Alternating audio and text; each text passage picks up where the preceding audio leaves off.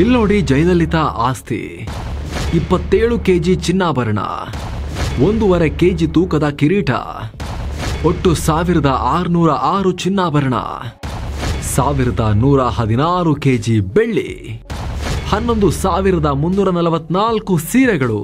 ನಮಸ್ಕಾರ ಸ್ನೇಹಿತರೆ, ಮಾಜಿ ಸಿಎಂ ಜಯಲಲಿತಾರ ನಿಧಿ, ಜಯಲಲಿತಾ ಅವರ ಆಸ್ತಿ ಕೋಟ್ಯಾಂತರ ರೂಪಾಯಿ ಬೆಲೆ ಬಾಳೋ ಅವರ ಶ್ರೀಮಂತ ಸಾಮ್ರಾಜ್ಯ ಈಗ ತಮಿಳುನಾಡಿಗೆ ಹರಿದು ಹೊರಟಿದೆ.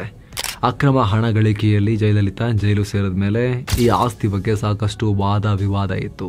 ಇದನ್ನ ಏನು ಮಾಡೋದು, ಜಯಲಲಿತಾ ಬಿಟ್ಟು ಹೋಗಿರೋ ಈ ಆಸ್ತಿಯನ್ನ, ನಿಧಿಯನ್ನ ಅಂತ ಕೋರ್ಟ್ ಅಲ್ಲಿ ವಾದ ನಡೀತಾ ಇತ್ತು. ಕೊನೆಗೋದು ತಮಿಳುನಾಡು ಸರ್ಕಾರದ ಪಾಲಾಗಿದೆ.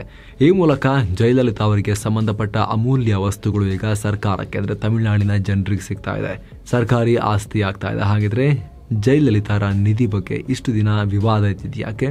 ಅಷ್ಟಕ್ಕೂ ಅವರ ಹತ್ರ ಇದ್ದ ಸಂಪತ್ತೆಷ್ಟು? ಈಗ ಏನೆಲ್ಲ ವಸ್ತುಗಳು ತಮಿಳುನಾಡು ಸರ್ಕಾರಕ್ಕೆ ಹಸ್ತಾಂತರ ಆಗ್ತಾ ಇದೆ, ಎಲ್ಲವನ್ನ ಕ್ವಿಕ್ ಆಗಿ ವರದಿಯಲ್ಲಿ ನೋಡ್ತಾ ಹೋಗೋಣ. ಏನಿದು ಜಯಲಲಿತಾ ಆಸ್ತಿ ವಿವಾದ? ಸ್ನೇಹಿತರೆ, ಜಯಲಲಿತಾ ಅವರ ಬಗ್ಗೆ ನಿಮಗೆ ಹೆಚ್ಚೇನು ಹೇಳಬೇಕಾಗಿಲ್ಲ. ಕರ್ನಾಟಕದ ಮೇಲುಕೋಟೆ ಮೂಲದ ಈ ಮಹಿಳೆ ತಮಿಳುನಾಡಿಗೆ ಹೋಗಿ ಅಲ್ಲಿ ತಲೈವಿ ಅಂತಲೇ ಹೆಸರು ಮಾಡಿದ್ರು. ಸಿನಿಮಾದಿಂದ ಶುರುವಾದ ಇವರ ಜರ್ನಿ ಎಂ ಜಿ ರಾಮಚಂದ್ರನ್ ಮೂಲಕ ರಾಜಕೀಯಕ್ಕೆ ಬಂದು ಅಲ್ಲಿ 6 ಸಲ ಸಿಎಂ ಆಗಿದ್ರು. ತಮಿಳುನಾಡನ್ನ 14ಕ್ಕೂ ಅಧಿಕ ವರ್ಷಗಳ ಕಾಲ ಮುಖ್ಯಮಂತ್ರಿಯಾಗಿ ರೂಲ್ ಮಾಡಿದ್ರು. ಅವರು ಬದುಕಿರೋ ತನಕ, ಅಂದ್ರೆ 2016 ತನಕ ಅವರು ತಮಿಳುನಾಡು ರಾಜಕೀಯದ ಪವರ್ ಸೆಂಟರ್ ಆಗಿದ್ರು. ಕೇಂದ್ರ ರಾಜಕೀಯದಲ್ಲೂ ಅವರು ಇಂಪಾರ್ಟೆಂಟ್ ಪವರ್ ಪ್ಲೇಯರ್ ಆಗಿದ್ರು. ಅದು ಬೇರೆಯದೇ ಸ್ಟೋರಿ. ಆದರೆ ಈ ನಡುವೆ ಅವ್ರ ಮೇಲೆ ಸಾಕಷ್ಟು ಆರೋಪ ಬಂದವು. ಅದರ ಲಿಸ್ಟ್ ನೋಡಿದ್ರೆ ಸುಸ್ತಾಗುತ್ತೆ. ಅಷ್ಟು ಭ್ರಷ್ಟಾಚಾರದ ಆರೋಪ ಜಯಲಲಿತಾ ಮೇಲಿತ್ತು. ಅದರಲ್ಲಿ ಸಿಎಂ ಆಗಿ ಜಯಲಲಿತಾ ಅಕ್ರಮ ಆಸ್ತಿ ಕಬಳಿಸಿದ್ದಾರೆ, ಬೇಜಾನ್ ಅಕ್ರಮ ಆಸ್ತಿ ಗಳಿಸಿದ್ದಾರೆ ಅಂತ ಕೇಸ್ ಆಯಿತು. ಸಾಬೀತಾಯಿತು, ಜೈಲಿಗೂ ಹೋಗಬೇಕಾಯಿತು. ಆದರೆ ಈ ಕೇಸಲ್ಲಿ ಸಿಕ್ಕಿದ್ದ ಆಸ್ತಿಯನ್ನ ಏನು ಮಾಡಬೇಕು ಅನ್ನೋದು ಗೊತ್ತಿರಲಿಲ್ಲ. ಅದನ್ನ ಹರಾಜು ಹಾಕಬೇಕಾ ಅಥವಾ ಬೇರೆ ಏನು ಮಾಡಬೇಕು ಅಂತ ಕನ್ಫ್ಯೂಷನ್ ಇತ್ತು. ಕಡೆಗೆ ಕೋರ್ಟಲ್ಲಿ ವಾದ ವಿವಾದ ಆಗಿ ತಮಿಳುನಾಡು ಸರ್ಕಾರದ ಸುಪರ್ದಿಗೆ ಕೊಡೋಕೆ ವಿಶೇಷ ನ್ಯಾಯಾಲಯ ಈ ಹಿಂದೆ ಆದೇಶಿಸಿತು. ಆದರೆ ಅದಕ್ಕೆ ಒಂದಿಬ್ಬರು ಆಕ್ಷೇಪಣೆ ಕೂಡ ಸಲ್ಲಿಸಿದ್ರು. ಅದನ್ನ ಕೋರ್ಟ್ ರಿಜೆಕ್ಟ್ ಮಾಡಿತ್ತು. ಈಗ ಅದು ತಮಿಳುನಾಡು ಸರ್ಕಾರಕ್ಕೆ ಹೋಗ್ತಾ ಇದೆ. ಏನೇನು ಆಸ್ತಿ? ಇದರಲ್ಲಿ ಬೆಲೆ ಬಾಳೋ ವಸ್ತುಗಳು, ಚಿನ್ನ, ಬೆಳ್ಳಿ, ವಜ್ರ, ಜಮೀನು, ಟೀ ಎಸ್ಟೇಟ್, ಫಾರ್ಮ್ ಹೌಸ್ ಎಲ್ಲ ಇದೆ. ಸರಿಯಾಗಿ ಕೇಳಿಸ್ಕೊಳ್ಳಿ, ಚಿನ್ನ, ಎಮರಾಲ್ಡ್, ವಜ್ರ ಎಲ್ಲ ಸೇರಿ ಒಟ್ಟು 27 ಕೆಜಿ ತೂಕದ ಚಿನ್ನಾಭರಣ ಈಗ ತಮಿಳುನಾಡು ಸರ್ಕಾರಕ್ಕೆ ಹೋಗ್ತಾ ಇದೆ.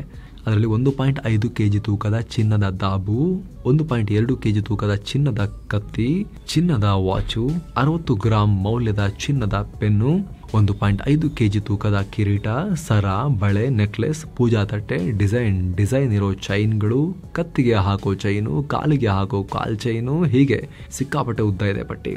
ಚಿತ್ರದಲ್ಲಿ ನೋಡ್ತಾ ಇದ್ದೀರಲ್ಲ, ಇಷ್ಟು ಚಿನ್ನವನ್ನ ಜಪ್ತಿ ಮಾಡಲಾಗಿತ್ತು. ಒಟ್ಟು 1606 ತರದ ಚಿನ್ನದ ಆಭರಣಗಳನ್ನ ಪೊಲೀಸರು ಸೀಸ್ ಮಾಡಿದ್ರು ಜಯಲಲಿತಾ ನಿಧಿಯಿಂದ. ಇದರ ಜೊತೆಗೆ 1116 ಕೆಜಿ ಬೆಳ್ಳಿ ಇತ್ತು.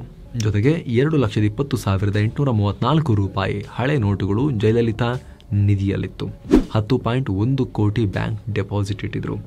ಹಾಗೆ ತಮಿಳುನಾಡಿನ ಚೆನ್ನೈ, ತಂಜಾವೂರು, ಚೆಂಗಲಪಟ್ಟು, ಕಾಂಚೀಪುರಂ, ತಿರುವರೂರ್, ತೂತುಕುಡಿಯಲ್ಲಿ 1526 ಎಕರೆ ಜಮೀನು ಈ ಅಕ್ರಮ ಆಸ್ತಿಯ ಪಟ್ಟಿಯಲ್ಲಿತ್ತು. ಅಲ್ಲದೆ ಹೈದರಾಬಾದ್ನ ಮನೆ, ತಮಿಳುನಾಡಿನ ಒಂದಷ್ಟು ಪ್ರದೇಶಗಳಲ್ಲಿದ್ದ ಟೀ ಎಸ್ಟೇಟ್, ಅದಕ್ಕೆ ಸಂಬಂಧಪಟ್ಟ ಆಸ್ತಿ ಪತ್ರ ಎಲ್ಲವನ್ನ ತಮಿಳುನಾಡು ಪೊಲೀಸರು ಜಪ್ತಿ ಮಾಡಿದ್ರು. ಈಗ ಅದನ್ನ 6 ಟ್ರಂಕ್ ಅಲ್ಲಿ ಭಾರಿ ಭದ್ರತೆಯೊಂದಿಗೆ ತುಂಬಿಕೊಂಡು ಹೋಗಿದ್ದಾರೆ. ಸ್ನೇಹಿತರೆ, ಇಲ್ಲಿ ಬರೀ ಇಷ್ಟೇ ಇರಲಿಲ್ಲ. 1997ರಲ್ಲಿ ಪೋಯಸ್ ಗಾರ್ಡನ್ ಮನೆಯಿಂದ ಜಯಲಲಿತಾರ ಸಾಕಷ್ಟು ವಸ್ತುಗಳನ್ನ ಸೀಸ್ ಮಾಡಲಾಗಿತ್ತು. ಅದರಲ್ಲಿ 11,344 ಸೀರೆ, 44 AC, 33 phone, 131 suitcase, 91 watch, 27 ಗಡಿಯಾರ, 86 ಫೋನ್, 146 ವಿಶೇಷ ಚೇರ್ಗಳು, 34 teapoy, 31 table, 24 cots, 9 dressing table, 215 crystal cut glasses, 3 ಬೀಗ, 250 ಶಾಲು, 12 ರೆಫ್ರಿಜರೇಟರ್ಸ್, 10 ಟಿವಿ, 1 ವಿಡಿಯೋ ಕ್ಯಾಮರಾ ಎಲ್ಲ ಇತ್ತು. ಅವರ 750 ಜೋಡಿ ಚಪ್ಪಲಿಗಳನ್ನ ಕೂಡ ಸೀಸ್ ಮಾಡಿದ್ರು. ಆದ್ರೆ ಈಗ ಚಪ್ಪಲಿನ ಕೂಡ ತಗೊಂಡು ಹೋಗಿದಾರಾ ಇನ್ನೂ ಕೂಡ ಸ್ಪಷ್ಟ ಇಲ್ಲ. ಆದ್ರೆ ಮೇಲೆ ಹೇಳಿದ ಹಾಗೆ ಚಿನ್ನ, ಬೆಳ್ಳಿ, ಜಮೀನು ಪತ್ರಗಳನ್ನ ಪೊಲೀಸರು ತುಂಬಿಕೊಂಡು ಹೋಗಿದ್ದಾರೆ ಅಂತ ಅಧಿಕಾರಿಗಳು ಮಾಹಿತಿ ಕೊಟ್ಟಿದ್ದಾರೆ. ಸ್ನೇಹಿತರೆ, ವರದಿಯಲ್ಲಿ ಮುಂದುವರಿಯೋ ಮೊದಲು ಬ್ಯಾಂಕಾಕ್ ಪಟಾಯಾಗೆ 7 ಸೈನ್ಸ್ ಟೂರಿಸಂ ಕಂಪನಿ ಟ್ರಿಪ್ ಆಯೋಜನೆ ಮಾಡಿದೆ. ಕೇವಲ 63,500 ರೂಪಾಯಿಗೆ 4 ನೈಟ್ 5 ಡೇಸ್ ಥೈಲ್ಯಾಂಡ್ ಟ್ರಿಪ್ ತಂದಿದ್ದಾರೆ. ಈ ಪ್ಯಾಕೇಜ್ ನಲ್ಲಿ flight tickets, 3 star hotel stay, all meals, AC transport ವ್ಯವಸ್ಥೆ, Tiger Park, Pattaya city tour, coral island tour with speed boat, Alcazar show, Bangkok city tour, Safari World, 24/7 Kannada tour manager, ಹಿರಿಯ ನಾಗರಿಕರಿಗೆ ವಿಶೇಷ care, travel insurance ಎಲ್ಲ ಸೇರಿ 63,500 ರೂಪಾಯಿ. ಹೊರಡೋ ದಿನ 14 April 2025. ಕೆಲವೇ ಸೀಟುಗಳು ಲಭ್ಯ. ಆಸಕ್ತರು ಈ ನಂಬರ್ಗೆ ಕಾಲ್ ಮಾಡಿ ನಿಮ್ಮ ಸೀಟನ್ನ ಕೂಡ ಬುಕ್ ಮಾಡಿ. ಬನ್ನಿ ಈಗ ವರದಿಯಲ್ಲಿ ಮುಂದುವರಿಯೋಣ. ಈ ಸಂಪತ್ತನ್ನ ಏನ್ ಮಾಡ್ತಾರೆ? ಸದ್ಯ ಜಮೀನನ್ನ ಹರಾಜು ಹಾಕಬೇಡಿ, ಅದನ್ನ ಸಾರ್ವಜನಿಕ ಬಳಕೆಗೆ ಮೀಸಲಿಡಿ ಅಂತ ಕೋರ್ಟ್ ಹೇಳಿದೆ. ಸೊ ಇನ್ ಮುಂದೆ ಅಲ್ಲಿ ಕೈಗಾರಿಕೆ ಅಥವಾ ಬಡವರಿಗೆ ಲೇಔಟ್ ಮಾಡಿ ನಿವೇಶನ ಹಂಚ್ತಾರೋ ಗೊತ್ತಿಲ್ಲ. ಬಟ್ 1,500 ಎಕರೆ ಭೂಮಿ ಇದೆ. ಇದನ್ನ ಸರ್ಕಾರ ಸರಿಯಾಗಿ ಉಪಯೋಗಿಸಿಕೊಳ್ಬೇಕು. ಹಾಗೆ ಚಿನ್ನಾಭರಣಗಳನ್ನ RBIಗೆ ಮಾರಾಟ ಮಾಡಿ ಅಂತ ಕೋರ್ಟ್ ಸೂಚಿಸಿದೆ. ಅದರಿಂದ ಬಂದ ಹಣವನ್ನ ಜನರಿಗೆ ಖರ್ಚು ಮಾಡಿ ಮೂಲಸೌಕರ್ಯ, ಶಿಕ್ಷಣ, ಆರೋಗ್ಯಕ್ಕೆ ಬಳಸಿ ಹೀಗಂತ DMK ಸರ್ಕಾರಕ್ಕೆ ಕೋರ್ಟ್ ಹೇಳಿದೆ. ಇದೇ ಕೇಸಲ್ಲಿ ಜಯಲಲಿತಾರ ಐಷಾರಾಮಿ ಬಸ್ ಅನ್ನ ಕೂಡ ಸೀಸ್ ಮಾಡಲಾಗಿತ್ತು. ಈಗ ಅದನ್ನು ಮಾರಾಟ ಮಾಡಿ ಅಂತ ಕೋರ್ಟ್ ಹೇಳಿದೆ. ಹೀಗೆ ಹೇಳುವಾಗ ಜಡ್ಜ್ ಮೋಹನ್ ಅವರು ಒಂದು ಸ್ಟೇಟ್ಮೆಂಟ್ ಕೂಡ ಕೊಟ್ಟಿದ್ದಾರೆ. ಇದನ್ನ ಜನರಿಗೆ ಹಂಚಿದ್ರೆ ಸಂವಿಧಾನ ರಚಿಸಿದವರ ಆಶಯ ಈಡೇರುತ್ತೆ, ಅಧಿಕಾರದಲ್ಲಿ ಇರೋವ್ರಿಗೂ ಕೂಡ ಒಂದು ಸಂದೇಶ ಹೋಗುತ್ತೆ ಅಂತ ಹೇಳಿದ್ದಾರೆ. ಇದು ನಮ್ಮ ರಾಜಕಾರಣಿಗಳ ಎದೆಗೆ ನಾಟುತ್ತಾ, ತಮಿಳುನಾಡಿನ ಸ್ಟಾಲಿನ್ ಫ್ಯಾಮಿಲಿಯ ಕಿವಿಗೆ ನಾಟುತ್ತಾ, ಅಥವಾ ಭಾರತದಾದ್ಯಂತ ಇರೋ ರಾಜಕಾರಣಿಗಳ ಕಿವಿಗೆ ನಾಟುತ್ತಾ ನೋಡಬೇಕು. ಡೌಟ್. ಇದೇ ಕೇಸಲ್ಲಿ ಜಯಲಲಿತಾರ ಸಹಾಯಕಿ ಶಶಿಕಲಾ, ಅವರ ಸಂಬಂಧಿ ಇಳವರಸಿ, ಜಯಲಲಿತಾ ಸಾಕು ಮಗ VN ಸುಧಾಕರ್ ಸೇರಿ ಸಾಕಷ್ಟು ಜನ ಅರೆಸ್ಟ್ ಆಗಿದ್ರು. ಅವರಿಂದ 20 ಕೋಟಿ ರೂಪಾಯಿ ದಂಡ ಪಾವತಿಯಾಗಿದೆ. ಇದರಲ್ಲಿ ವ್ಯಾಜ್ಯ ಶುಲ್ಕ ಅಂತ 13 ಕೋಟಿ ಹಣವನ್ನ ಕರ್ನಾಟಕ ಸರ್ಕಾರಕ್ಕೆ ಕೊಡಲಾಗಿದೆ. ಉಳಿದ 7 ಕೋಟಿ ರೂಪಾಯಿ ತಮಿಳುನಾಡು ಸರ್ಕಾರಕ್ಕೆ ಹಸ್ತಾಂತರ ಮಾಡಲಾಗಿದೆ. ಯಾರಿದು? ದೀಪಕ್. ಸ್ನೇಹಿತರೆ, ಈ ಪ್ರಕರಣಕ್ಕೆ ಟ್ವಿಸ್ಟ್ ಕೊಟ್ಟಿದ್ದೆ ಈ ದೀಪಾ ಮತ್ತು ದೀಪಕ್. 1996ರಲ್ಲಿ ಬಿಜೆಪಿಯ ಸುಬ್ರಹ್ಮಣ್ಯನ್ ಸ್ವಾಮಿ ಅರ್ಜಿ ಸಲ್ಲಿಸುವ ಮೂಲಕ ಕೇಸ್ ಶುರುವಾಯಿತು. ವಾದ ವಿವಾದ ಎಲ್ಲ ನಡೆದು 2014ರ ಸೆಪ್ಟೆಂಬರ್ 27ನೇ ತಾರೀಕು ಜಯಲಲಿತಾ ತಪ್ಪು ಸಾಬೀತಾಯಿತು. ಬೆಂಗಳೂರಿನ ಸ್ಪೆಷಲ್ ಕೋರ್ಟ್ 4 ವರ್ಷ ಜೈಲು, 100 ಕೋಟಿ ರೂಪಾಯಿ ದಂಡ ಹಾಕ್ತು. ಇದನ್ನ ಕಟುವಾಗಿ ವಿರೋಧಿಸ್ತಾ ಬಂದಿದ್ದು ಇದೇ ದೀಪಕ್ ಮತ್ತು ದೀಪಾ. ಇವ್ರು ಯಾರು ಅಂದ್ರೆ ಜಯಲಲಿತಾರ ಹಿರಿಯ ಸಹೋದರ ಜಯಕುಮಾರ್ರ ಮಕ್ಕಳು. ಅಂದ್ರೆ ಜಯಲಲಿತಾ ಇವರಿಗೆ ಸೋದರತ್ತೆ ಆಗಬೇಕು. ಇದರಲ್ಲಿ ದೀಪಾ ಜಯಕುಮಾರ್ ಜಯಲಲಿತಾ ಹೋದ್ಮೇಲೆ ಅಣ್ಣಾ DMK ಜನರಲ್ ಸೆಕ್ರೆಟರಿ ಕೂಡ ಆಗಿದ್ರು. ಸೊ ಜಯಲಲಿತಾ ಆಸ್ತಿ ನಮಗೆ ಸೇರಬೇಕು, ಎಲ್ಲವನ್ನ ವಶಕ್ಕೆ ತಗೊಳ್ಳೋಕೆ ಆಗಲ್ಲ, ನಾವು ಅದರ ವಾರಸುದಾರರು ಅಂತ ಈಕೆ ಮತ್ತು ಈಕೆಯ ಸಹೋದರ ದುಡ್ಡು ನಮಗೆ ಅಂತ ಹೋದ್ರು. ಆಸ್ ಇಫ್ ಇವರ ಅತ್ತೆ ಕಷ್ಟಪಟ್ಟು ದುಡಿದು ತಿಂಗಳು ಸಂಬಳ ತಗೊಂಡು ಅಥವಾ ಬಿಸ್ನೆಸ್ ಮಾಡಿ ನೀಟಾಗಿ ಗಳಿಸಿರೋ ದುಡ್ಡು ಅನ್ನೋ ರೀತಿಯಲ್ಲಿ ಇವರು ಹೋರಾಟ ಮಾಡಿದ್ರು. ಪ್ರತಿಭಟನೆ ಹೈಡ್ರಾಮಾ ಆಯಿತು.